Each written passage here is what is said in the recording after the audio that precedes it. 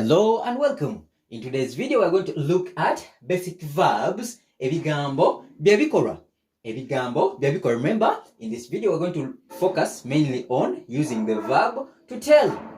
To tell. What is to tell in Luganda? So to tell in Luganda is okubuulira. Once again, to tell in Luganda is okubuulira. Okay? To tell, it's a verb that means to give information to someone using words. Once again, to tell is a verb that means to give information to someone using words. In other words, you speak out the words to that person about the information you want to give him or her.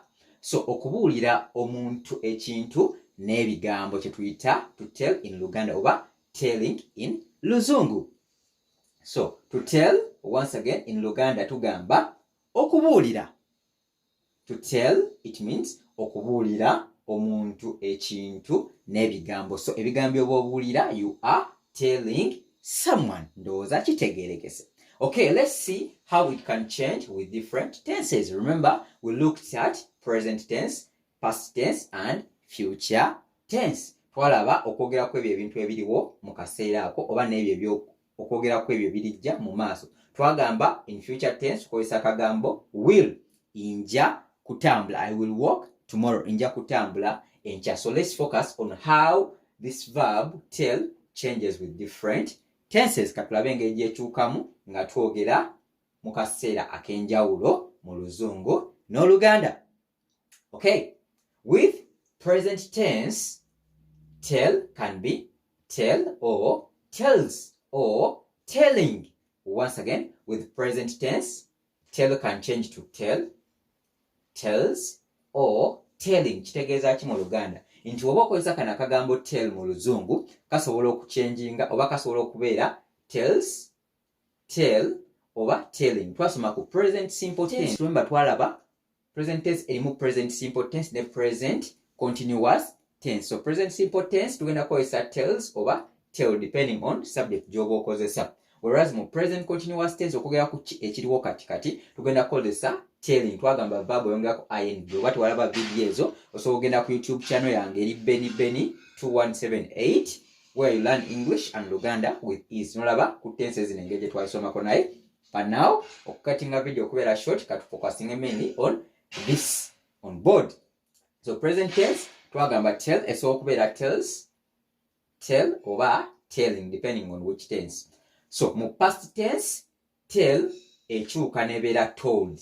So in past tense tell changes to told. So told is the past tense of tell. Past tense tegeeza ki? Past tense manjogera ku ebyo ebiyise. So tell ekyuka nefuuka told. For example nkugamba ejjo namugambye ajje oba ejjo namubuuliddeko ku kye nabadde njagala okumugamba. Ngenda gamba yesterday I told him about the information kinabadde njagala okumugamba. So in future tense okwogerako ebirijja maaso, future tense tugenda gamba will tell. Once again, for future tense tugenda gamba will tell. Katuddemu mu present tense tell ekenda kubeera tell oba tells oba telling depending on the context. Past tense okwogerako ebyayita tell ekyuka nebeera told. Okay? Mu future tense tugenda gamba will tell. Wemanga nyaga kwogera kwebyo bigenda okubeera mu maaso nga nkozesa akagambo kano verb ya tell genda kubeera will tell. Okay, let's have a look at examples such that you further understand what we are talking about. Examples ebyokulabirako. Number 1, he is telling me something. Once again, he is telling me something. Are we together? Tugambye, in this example, he is telling me something. He is telling me something. Ye ali kumbuulira. Kumbuulira, it references to you. Kumbuulira. Not kubuulira, but kumbuulira. Because of you. Referencing to you. Ye ali kumbuulira. Kumbuulira chintu. He is telling me because of telling me personally. So ye ali kumbuulira, not kubuulira but kumbuulira. This MBU, it references that person to whom the information is being told to. So because of he is telling me something, kigenda kuba ye ali kumbuulira kintu. Are we together? Once again, he is telling me something, kigenda kubeera ye ali, ye the other person telling you kumbuulira, abuulira gwe. So ye ali kumbuulira kintu.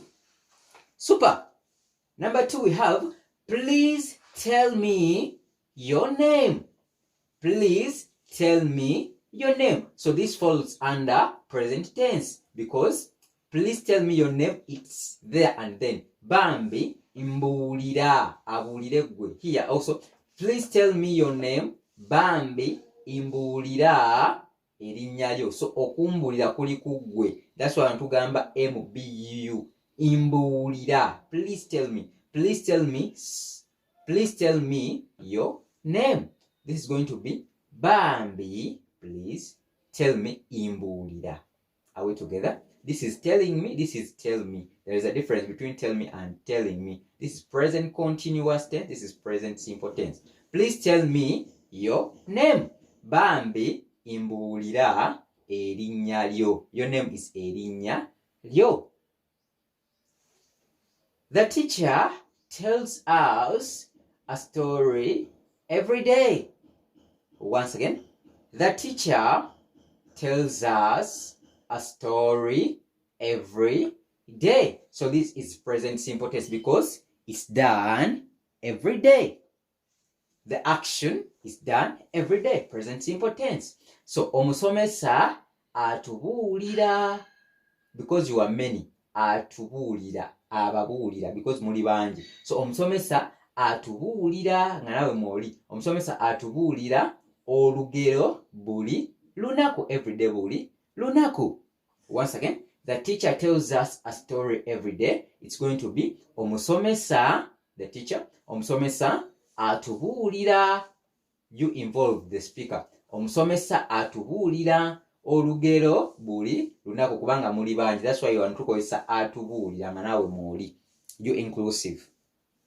Good. Number 4, we have, he told James about the missing money. He told James about the missing money. Can you guess the tense in which this sentence is in? Good. Past tense, because tell will change to told. He told James about the missing money. Told, ichuka, he. Agenda kubeera ye yabuulidde. Told, ye yabuulidde James ku ssente ezaakoze eki? Ezaabula. Missing money. Ye yabuulidde James ku ssente ezaabula. Are we together? So in past tense, tell will change to told. Ye yabuulidde James ku ssente ezaabula. He told James. Told. Tell efuuka told mu past tense obanga oyogera ku bye byayise. Okay. Tell me. Common phrase. Tell me. Imbuulira. Tell me, they're telling you. So mbuulira. Mbuulira. Tell me. Mbuulira. Okay. So that is how we use tell with different tenses. Once again, in present tense, tell can become tells, telling, or tell. Past tense, told. Future tense, will tell. And these are some of the examples. Hope you've got something. Okay, let me give you a trial exercise. Send your answers in the comment section. Complete the sentences correctly. Complete the sentences. Number 1, we have, yesterday she me a secret. Yesterday, past tense. So what's the answer here? Yesterday she dashed me a secret. Can you translate this sentence in Uganda? Ejjo dash ekyama. Ejjo dash ekyama. What is the answer there? Number 2, please dash me your number. Please dash me your number. Bambi dash a number. Bambi dash a number. So what is the answer there? Good. Number 3, they have dashed us about the new plan. They have dashed us about the new plan. They have used these answers: tell, telling, told. So you choose the correct answer to fill in the blank space. Number 4, dash me what you have. Dash me what you have. It is present tense. So how do you fill in this? Okay, that is how we use this verb. Tell is a basic verb. So let's look at another verb in the coming video. Bye bye. Welaba. Remember, here we learn English and Luganda with ease. Let's meet up in the next video. Bye bye. Welaba.